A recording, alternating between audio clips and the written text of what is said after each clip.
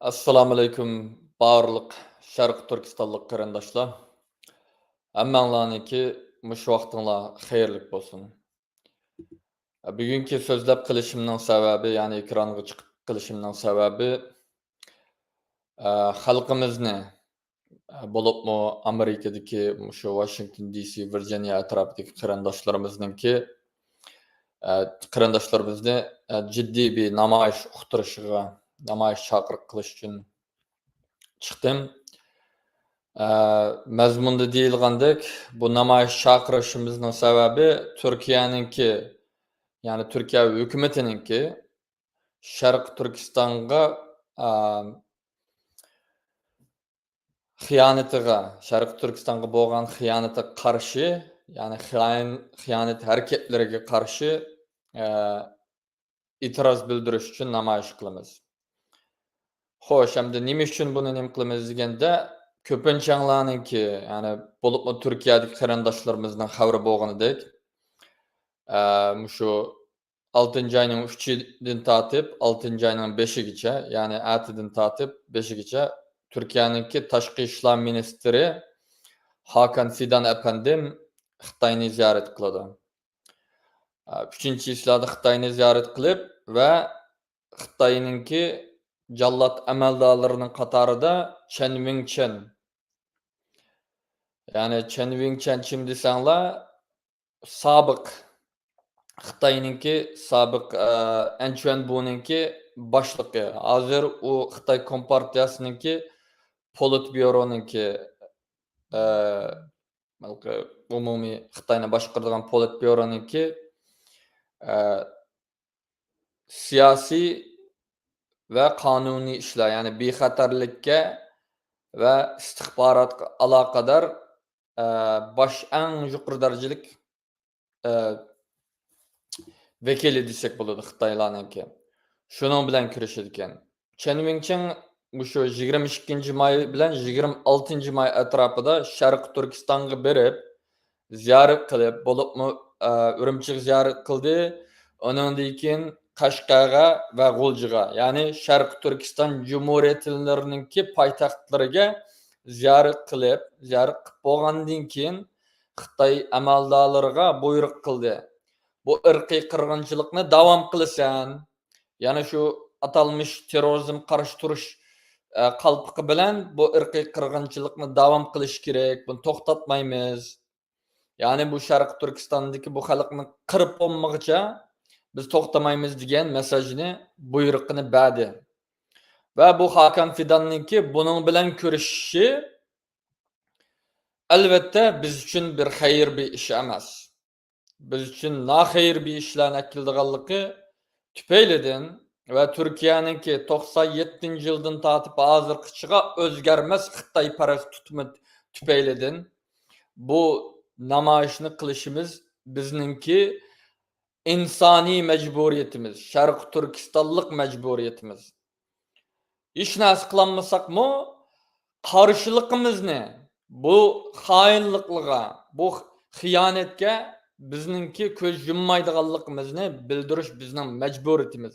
Garchi buni Turkiyadagi qarindoshlar va tashkilotlarmi o'zininki shu Turkiyada bo'lgandan keyin Tashqi ishlar ministrligi oldida yetib olib namoyish qilish kerak edi. Afsus, buninkidimi vaqt nima biz kech bilgandan keyin tunigan akşam xabar topdik bu masaladan. Bo'lmasa balduroq harakat qilsak yaxshi bo'ladi. Hozirmi kechmi emas, hamda vaqt tufaylidan atg'urlashtirayli desak, ba'zi qarindoshlarimizga vaqt yetishmaslik qolmaslikdan o'gillikka, ya'ni 6-oyning 4-i, 6-oyning 3-ida bu Hakan Fidan Xitoy bilan shu kurashib kelishimlarni qilib, setadigan ishini setib olib, Sharq Turkistonga, Urumchiga va Qashqarga keladi va shu yerda ya'ni shu Xitoyning propagandasini qilib, mana biz Xitoyning zimin butunligini qo'g'daymiz, Xitoy yaxshi qilyapti, yaxshi ko'kshi degandek narsalarni degizidi Xitoy. Va burunqi Turkiya amaldorlarininki Sharq Turkistonga kirishidagi Kilip onun deyin aqıştın nim bolganlygini qalsak, masalan 2001-yılda Bagçili Kaşgar ziyaret kıldı. Xitaylar onu o kadar yaxşı kütüp aldı ve onun deyin Şarkı Türkistan Türkiye'de Şarkı Türkistan mustaqillik davasını yok kıldı. Onun deyin 2012'de Erdoğan badı. 4. ayda onun deyin Suriye oyununu oynap Suriye'ye Xitay istihbaratı bilen Türk istihbarat birleşip adam yollap Uygurlunuş ya kaç kılı oyununu yollap ırkı kırgınçılıknınki golunu yani banasını bir bana gerek ya şunu Türkiye seppadi. Ve bugünkü bulungan iştimi bir hayır yok aziz karandaşlar. Ne yapsız ki bununki kürüşüde hiçbir biz için bir hayır eklenmeydi. Aksine biz için o kadar içinişlik suikastlarını oturgak kilidi ki biz bununla reddiye berişimiz gerek. En az bolganda bulanın hainliğine karşılıkımızı bildirişimiz gerek aziz karandaşlar. Şunun için biz dünyanın her kaysi şeylerdeki karandaşlarımızı öztürüşlük devletideki Türkiye elçixanasının aldıda namayış kılışını, narazılık bildirişini ve Türkiye'ninki üzninki iddia kılavatkan karandaşlık, insanlık, adaletlik, musulmanlık prensiplerini icra kılışını, Şarkı Türkistan Türklerinin atı yurdu boğan, Şarkı Türkistan'ını satmaslıkını ve bu setiş siyasetinin vazgeçişini ve Şarkı Türkistan'daki xuddi Palestin, Arap üçün kanda kollap getivatkan bolsa, üzününki ırkı kerendişi, Şarkı Türkistan'daki Türkiye halklar üçün, Şarkı Türkistan Türklerininki büşkü boğan, meniyetinin büşkü boğan Şarkı Türkistan'ınki mustaqilligini qollashini chaqirishimiz kerak aziz qarindoshlar. Biz Amerikada şu aldığımızdaki 6. ayının 4'ide yani ögüllük saat 11'den 1gacha Türkiye elçixanasının aldığında namoyish qilamiz. Ve barliq qarindoshlarimizni dünyanın her qaysi şu Washington DC, Virginia, Maryland atrofidagi qarindoshlarniki bu namoyishga qatnashishinglarni chaqiriq qilamiz aziz qarindoshlar. Aziz qarindoshlar, uzundan beri nima uchun bunda bo'lib ketib bordi? Nima uchun Türkiye hükümeti bizniki Türk xalqi bilan hiçbir derdimiz yok. Türk xalqi Allah razı olsun. Yana her daim Şarkı Türkistan'ın yanında turuptu diye. Yanında tutdu. Ve ular bizning qarindoshimiz. Ama Türkiye hükümeti 97 yıldan tatip Şarkı Türkistan'a ağır xiyanetlarni ekip ketib bordi.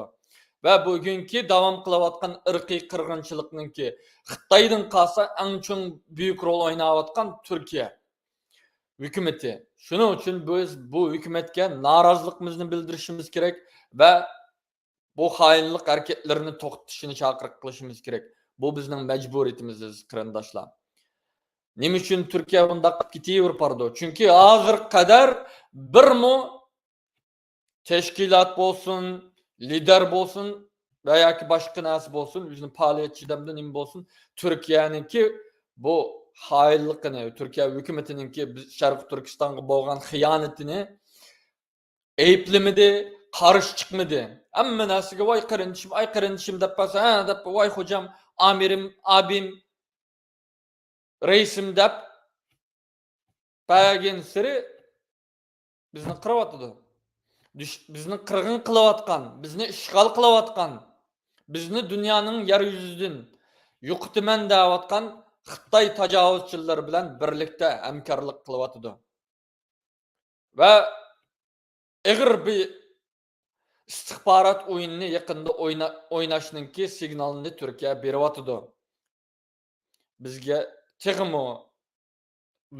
bizni texmi vayron qilish uchun ig'ir bir suiqasd planlayotganligini mana tunigin Anadolu Ajansı'nın xabarından görəleysizlər. Anadolu Ajansı'da aldı bilen nim depti. Bu yığında, bu kuruşeşte Türkiye Xitoyninki zamin bütünlükini ve egilik hukukini hürmetleydiganligini ve şu siyasetga sodiq ekanligini qaytadan alohida ta'kidlaydi deyapti. Ve bu yig'inga boshlamay turiblam berishdan burun mushuni ta'kidlash uchun alohida mush eng boshdagi ta'kidlaydigan narsa mushu. Undan keyin kelishimlarga kelamiz deyapti. Hakan Fidanninki Xitoy istixborotning eng yuqori amaldori bilan kurashishi, bizni qirib yo'qitaman deyotgan Xitoy amaldori bilan kurashishi biz uchun bir xayr alomat emas, aziz qarindoshlar. Shuning uchun sagak turayli, ammo majburiyatimiz bo'lgan noroziligimizni bildirish eng azda hech narsa qilolmaymiz undan boshqa. Ammo noroziligimizni bildirmasak, Allohning la'natini qilamiz, millatimizningki qirilayotgan, izlayotgan xalqimizga yuz kelanmaymiz. Avlodlarimizga yuz kelanmaymiz. Ajdodlarimizning ruhiga yuz kelanmaymiz, qarindoshlar. Yalnız bir kishi bo'lsanglarmi, o'zingizning turishlik davlatingizda bu namoyishga chiqinglar. O'zingizning shu turishlik davlat Xitoy deyman, Turkiya elchixonasining oldida noroziligingni bildiringlar. Ey Turkiya, qarindoshingni sotma. Ey Türkiye, Şarkı Türkistan'ını satma. Ey Türkiye, üzerinin ırkını satma. Ey Türkiye, üzerinin din karindişini satma. Ey Türkiye, üzerinin kelgüsünü satma. Dep şuar toğlap narazılıkımızı bildiriş bizninki en addi ve en akalli kıladığan mecburiyetimiz. Hazır başka nasıl güç yetmeydi o.